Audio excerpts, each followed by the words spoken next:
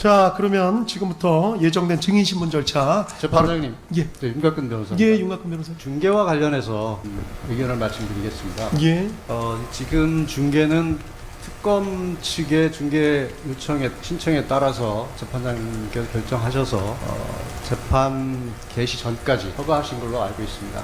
허가를 하셨습니다.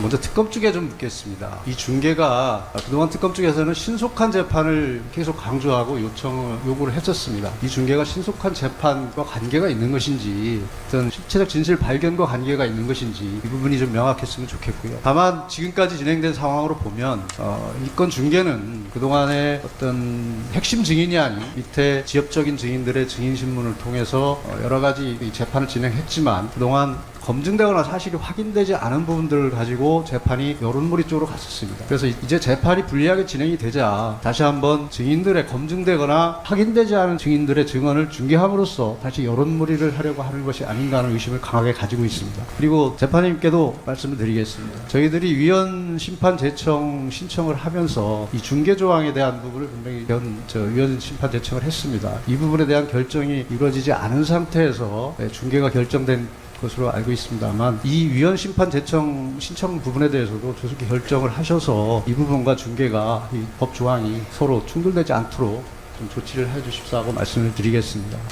그동안 수차로 말씀드렸지만 증인 신문 순서와 관련해서 핵심 증인을 저희들이 강조를 하고 있습니다. 그 이유는 이 계엄과 관련된 성격의 문제입니다. 대통령께서 이 피고인인 윤석열 대통령께서 계엄을 선포한 이유는 줄탄핵과 일방적 예산삭, 그다음에 위헌법률, 방탄입법 등의 무리한 추진, 심각한 국익 저해 법률들에 대한 어떤 제정이나 개정의 방해, 그리고 수사검사들과 감사원장에 대한 보복 탄핵, 그리고 노골적 사법부에 대한 협박 등 현문란과 국정 마비가 심각하다는 판단하에 이를 막기 위해서 계엄을 선포한 것입니다. 그렇다면 대통령이 그럼 이 계엄을 누구와 구체적으로 논의를 했고 어떤 계엄을 하려고 했던 것이고 계엄의 과정은 어떻게 했고 계엄의 그 성격은 무엇인지에 대해서는 대통령과 직접 계엄을 논의했던 국방부 장관, 또 국방부 장관으로부터 직접 지시를 받았던 사령관들이 가장 잘 알고 있습니다. 이를 통해서 이 계엄이 어떤 모습의 계엄이었고 목적은 무엇이었고 과정은 어떻게 하려고 했었고 형태는 무엇이었는지를 특정을 한다면 이것이 내란인지 아닌지를 명확히 할 수 있습니다. 그러나 지금까지 진행된 증인들은 그런 세부적인 상황을 전혀 모르고 국방부 장관이나 주요 사령관들과 직접 통화한 사람들도 아니고 전문 내지는 재전문 증인들일 뿐이었습니다. 그를 통해서 그것이 검증되지 않고 걸러지지 않고 그냥 일방적으로 언론을 통해서 보도만 될 뿐이었습니다. 이제는 그런 증인들이 아니라 핵심 증인을 먼저 불러서 이 계엄의 성격을 규정함으로써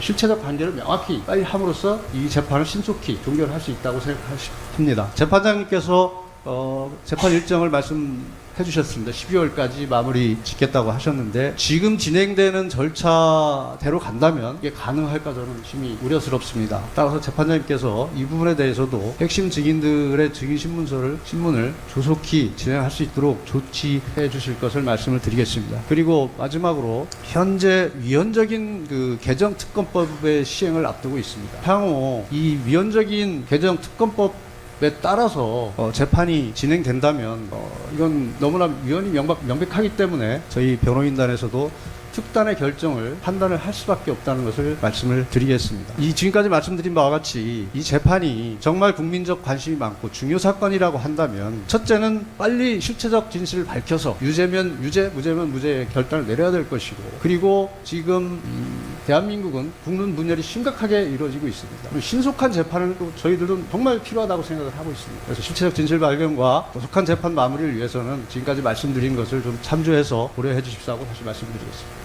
예, 알겠습니다. 특검 측에서 뭐 이에 대해서 뭐 말씀하시고. 한 말씀 예. 드리겠습니다.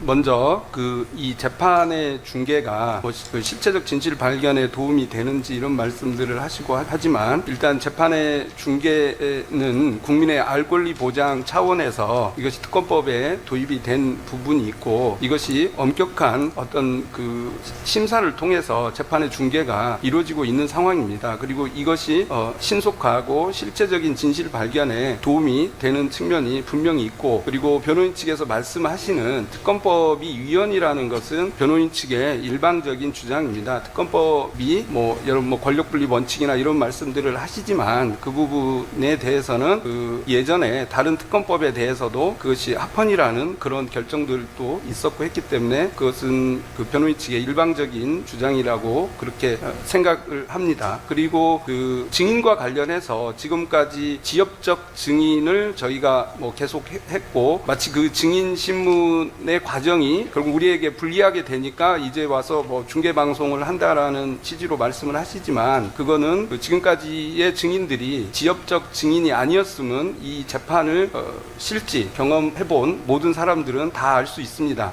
그런 증인들의 증언을 통해서 그날 계엄 후 밤에 업무를 수행했던 많은 많은 군인들의 어떤 증언의 과정들 속에서도 대통령의 지시사항, 대표적으로 국회의원을 끌어내라, 문짝을 부수고라도 들어가라, 총을 쏴서라도 들어가라, 이런 증언들이 계속 이 재판에서 나왔었습니다. 그런 증언들은 그 어떤 증언보다도 중요하고 핵심적인 그런 증언입니다. 그 변호인께서 말씀하신 핵심 증인과 지역적 증인의 구분의 기준이 무엇인지 정확히 알기 어려우나 최소한 이 재판의 과정에서는 당시에 많은 군인들, 실제 업무를 수행했던 그 군인들이나 그런 그 군의 종사원들을 군이나 경찰의 어떤 그 공무원들을 통해서 이 사건의 실제 진실을 발견하는 데 도움되는 많은 증언들이 나왔습니다. 그리고 그 증언들을 바탕으로 앞으로 또 저희는 더 증인들을, 이 사건의 진실을 규명하는 데 필요한 증인들을 더 신문해 나갈 것이라는 것을 말씀드리겠습니다. 네, 이상입니다. 예, 쌍방 말씀 다 들었고요.